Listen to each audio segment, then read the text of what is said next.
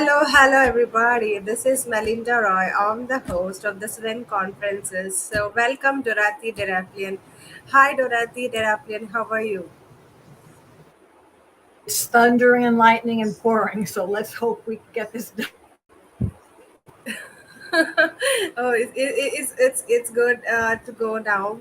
So, thank you so much for your continuous support from yesterday. You really give a very good encouraging and the participants, for the speakers in the messages. So thank you so much for your continuous support for yesterday and today as well. So let's not wait, so let's play an audio of yours, of your introduction, and then we can start your session. Okay.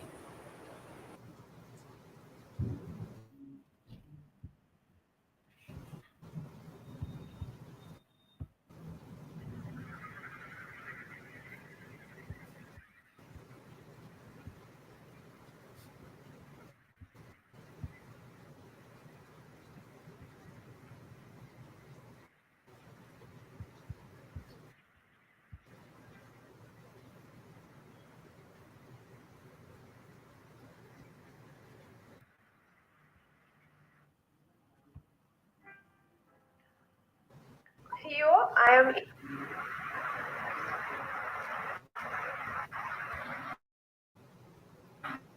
introducing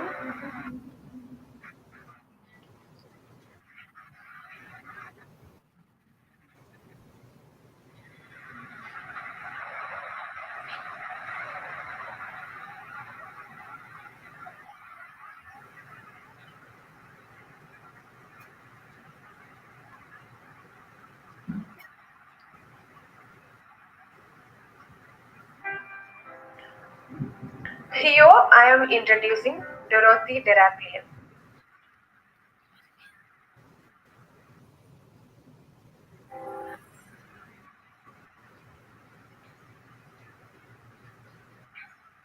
Dorothy Deraplian, MED,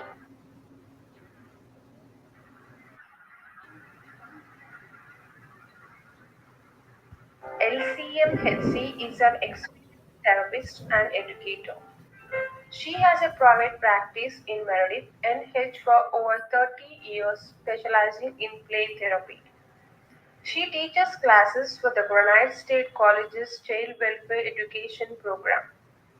She conducts home studies for Waypoint for families interested in domestic and international adoption. She received the International Peace Prize Award from the United Cultural Center in 2005. She is listed in WHO Who in 1987, 1989, and 2000. Dorothy is also an adoptive parent. She adopted her daughter with special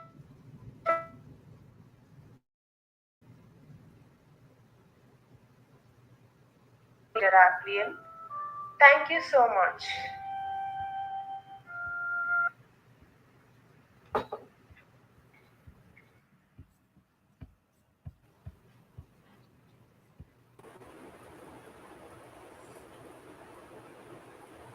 Yes, Dorothy, you can start your session. Welcome to the web stage. Thank you so much for being so patient with us.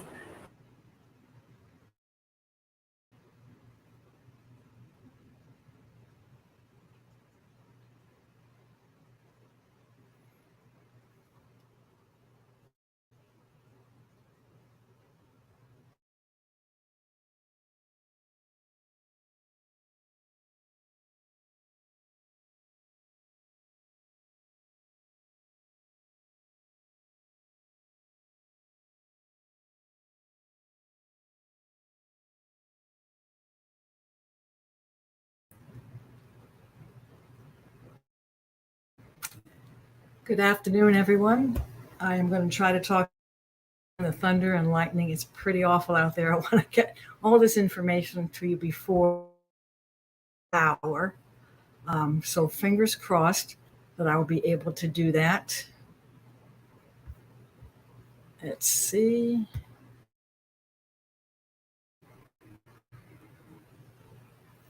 Where did I put it? It's right here. And slideshow from the beginning. All right, can all of you see the slideshow?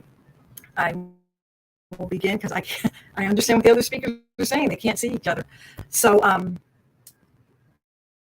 again, I'm Dorothy Derapelian in New England in the middle of a thunderstorm, presenting to you core attachment therapy and its positive effects on developmental trauma. I think we heard about developmental trauma and the ACEs. I think we've heard that throughout the past two days. And I developed this approach out of the need for children, out of the need for many children back in the 90s and early 200s. And as you heard, I did adopt my daughter from Russia back in 1995. And she's a successful business owner herself right now at the age of 33. So this does work. So what core attachment therapy is it's very prescriptive in that it is structured in a developmental sequence of how the attachment process happens. And We it cannot. utilizes. Hi Dorothy, we cannot hear your voice clearly. Can you check your? Oh, So you can switch it into low HD definition, or you can switch off your camera so let's that see. I thought maybe it's on. no.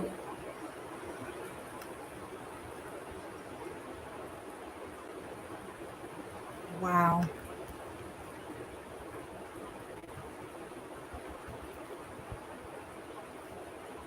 Hmm. Okay, you're on mute.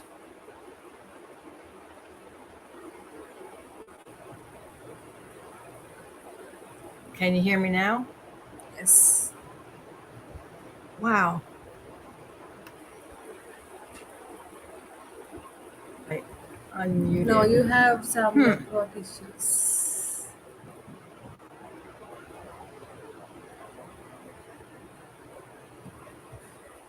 Can you check your network settings? Just go to, as you know, you can switch to low HD definition over there, and you can switch off your camera. Maybe the network bandwidth will increase so that we can hear you clearly. Okay. Can Yeah, you we hear me can now? hear you, but there is a break in your voice. Yes. It is Yes. because of the Yes. thunderstorm. Hope it's good, but unfortunately, Oh. it is because of thunderstorms. So what should we So, do? do you have a pre-recorded session, Dorothy? Pre-recorded video with you? No. Okay. No. Okay, just do one thing. So, as you said, you can switch to low definition, okay, and switch off your camera. So, disable your camera, okay, so that maybe the network bandwidth will increase. Just click on this HD. You can see the HD button there, right? So, just click on low definition. Just select that low definition, I and now did. your network is good. No, it is blinking. It's on and off like Okay. that, your network. Mm-hmm. Now it is good. It is because of the storms. So Is it? so have you selected the low definition? Yes. Yes. Okay, just go ahead. I'll tell you if there is anything breaking. Okay. Okay.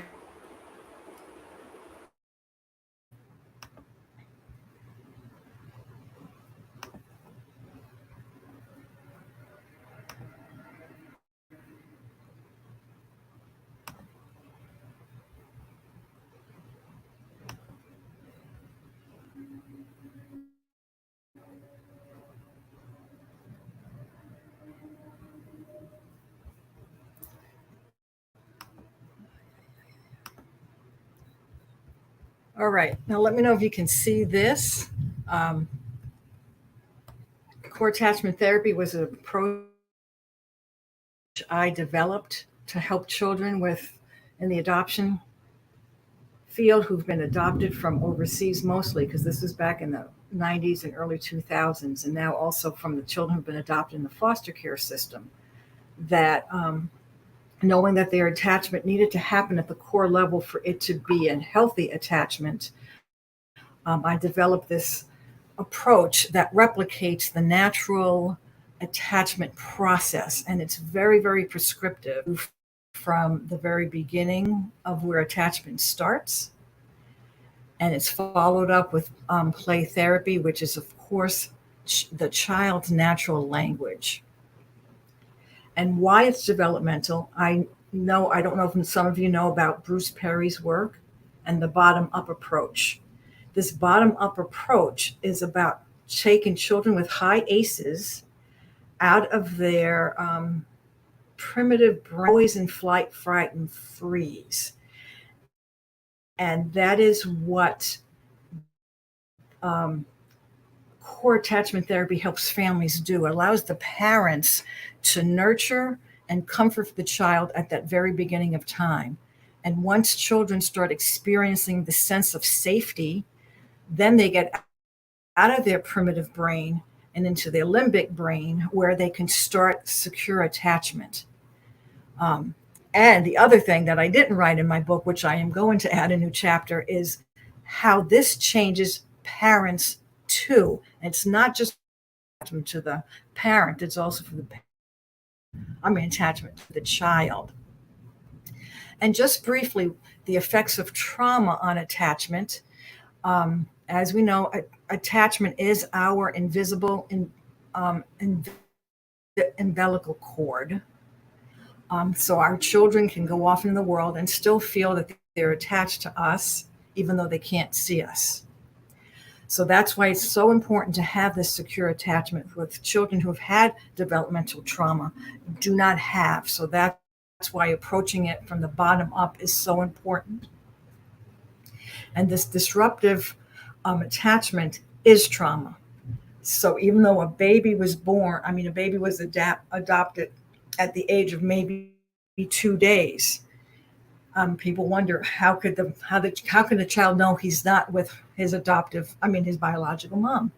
It's because it was a disrupted attachment. There's a lot of attachment that happens in utero. So as you can see, that this trauma is stored in the midbrain where there's no language.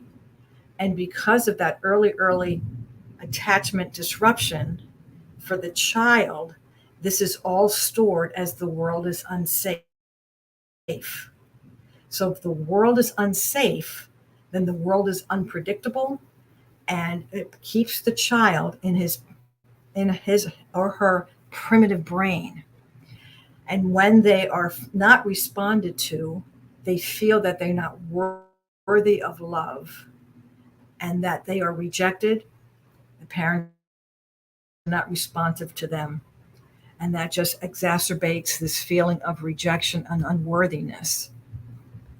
And how this gets played out behaviorally, which is why it's always so important to have a good developmental history of the children who come to you, if you do work with children, is these behaviors mimic a lot of the ones that you see on your screen. Behaviors of attachment is seen as children who are intense and challenging. And what did I do about that? I put two components together. One component one, is the nurtured heart approach. And component two is the developmental play therapy, or as I call the mommy daddy games. So let's jump into what component one is about. The nurture heart approach was developed in the mid-90s by Howard Glasser, and he developed it for children who had intense and challenging behaviors. And as you just learned, children with attachment disruption have intense and challenging behaviors. And for those of you who know adopted children, they create a chaos in the house. And they create this chaos because they want their outer world to match their inner world. And it puts the house on their terms. So they need this control to feel safe and secure. And they cannot attach if they are in charge of the house. So that is why I put in this process, the nurtured heart approach, because it is the quickest way for parents to get back in charge of the house. And once the parents are back in charge of the house, the child relinquishes control and then can successfully start attaching. And what this does, it completely changes the pattern. Children are expecting to be, because of this intense and challenging behaviors, and this is what we call their negative core beliefs. And children project this onto their adoptive parents. So it sets up this negative feedback loop, as I call it. The children act out, the parents act defensively and punitively, and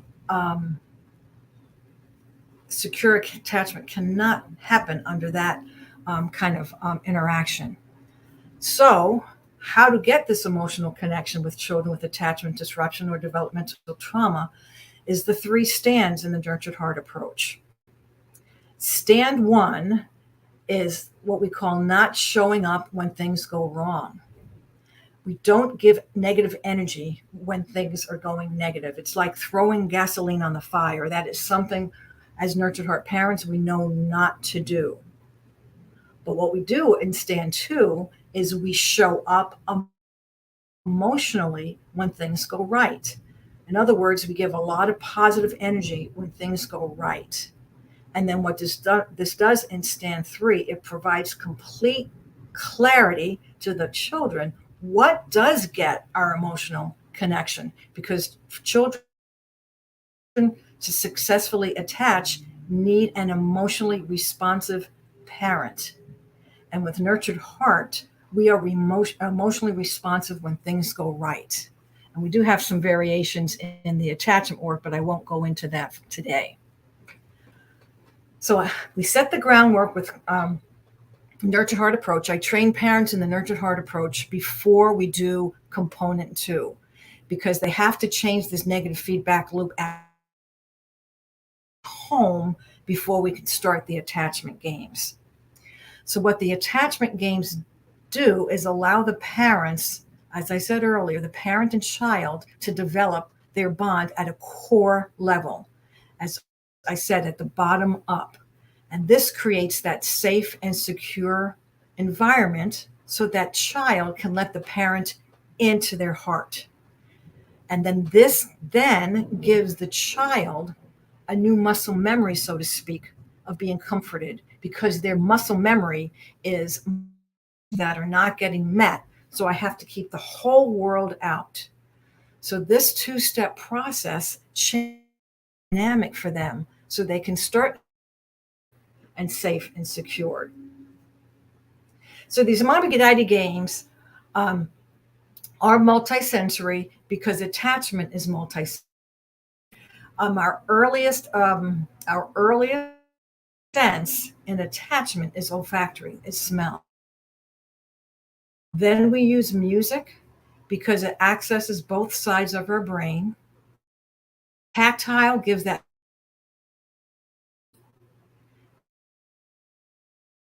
promotes the oxytocin and norepinephrine and dopamine, which is all those attachment neurological chemicals.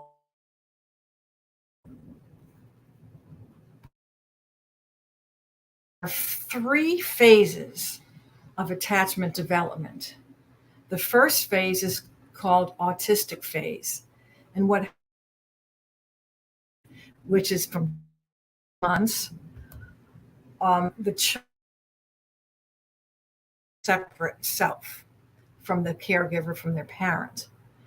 So all the games are done in what I call where the parent cradles their child. And as you see here in this photograph, this works with teenagers. So the cradle the child, um, sit on the left side of their child is because the starting gate for attachment to a cortex, which gets activated with that left eye to left eye gaze. And as you see here, as they get cozy, I've seen the teenagers actually go into the laps of the respect the age of the child while simultaneously the developmental need at that phase. So we have the food and drink, because remember it's taste, multi-sensory, and here the parent sings this lullaby that brings them. So there's that whole multi-sensory. Now phase two, the separation phase, is where the child is getting a separate from the parent. The games are face to face. So in this picture, we happen to have two parents. The child's on one parent's lap while the other parent starts phase games. If it's one parent, then I have face to face on the couch. And then the face to face is still important because the child is still seeing that.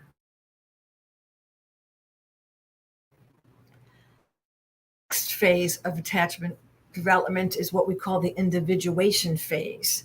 This is where the child does see as that complete separate self. This is where the child says, my toys, my doggy, my kitty. Then they know. So here, as you can see in this photograph, the parent and child are not, and then the games happen. And it's progressive. So week 2, we do game 1 and 2. The third week, we do game 3. So it's progressive. We don't eliminate one to do a new one. This gives that repetition and predictability, which fosters and it repatterns the brain as to what to do. And then at the end of each game, this is where the olfactory comes in and the tactile stories. So the greatness stories, the parent, the left hand of the, and here the parent that replicates that phase. So if we're doing game 1, the parent recalls a story about the time the parent and child eyes on each other. Hear stories about themselves when they were little, but children who were adopted with their new parents, they don't have these when you were little stories.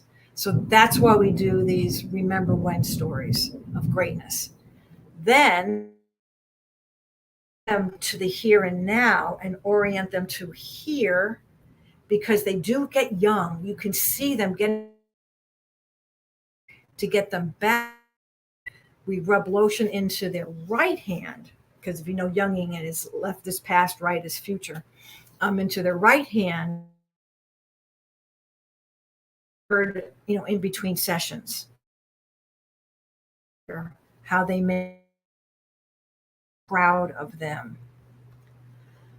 And because a disrupted attachment is traumatic, then follow the mommy daddy games. So when trauma does come up in the play, I then instruct the parents on how to respond to the child as the child then seeks comfort. I tell them what to do and then I back off, because the interaction has to be between the parent and child, not with me. And I have found not only works for who are not with their biological family, but maybe with their biological family when there was substance abuse. Because when there's substance abuse, the parents are not emotionally available. In fact, I'm doing this right now with a mother who had her children removed because of substance abuse. She's done everything she's supposed to. She has the children returned, but she missed this phase of their life. So we're going to go back in time and do that. And then these are the publications, the core attachment therapists, the Your Love is Hope is for parents, and Letting Us is a children's picture book. And here is my contact information if you're interested in Nurtured Heart approach. I'm a member, and you can find that on my website. And otherwise, I'm available for questions.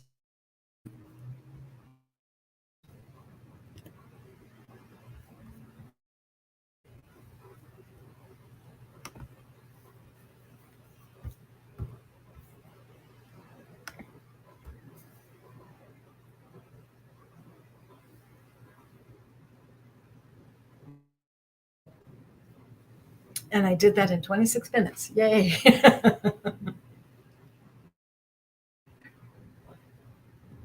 And the thunderstorms went away. Kept the connection, which is what attachment development is about. Kept the connection through the thunderstorm.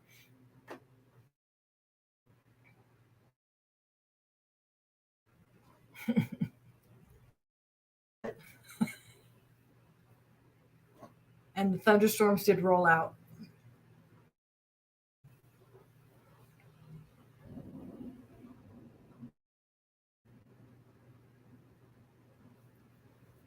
All right. Yes, one of our speakers say you weathered the storm, Dorothy. Awesome job. And the storms did roll out. They were quick moving. Of course, it happened at 2:30.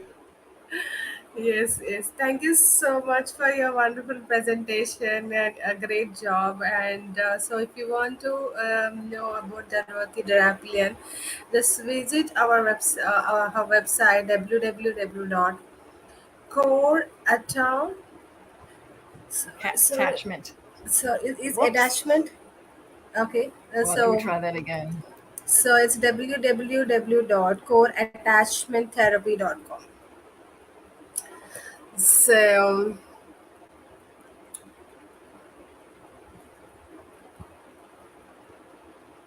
I get it right that time. okay. So is the question, so what is the effect of trauma on the brain development of children?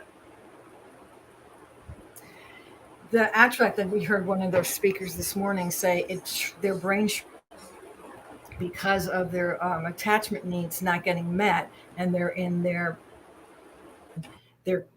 cortical brain does not develop as quickly as children who have secure attachments.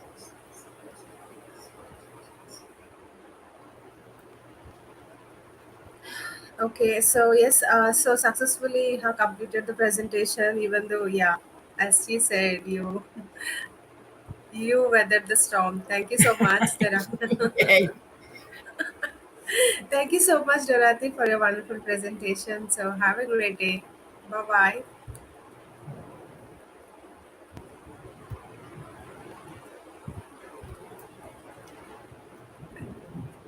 Bye bye. I think she cannot hear me now. So yes, let's get into the let's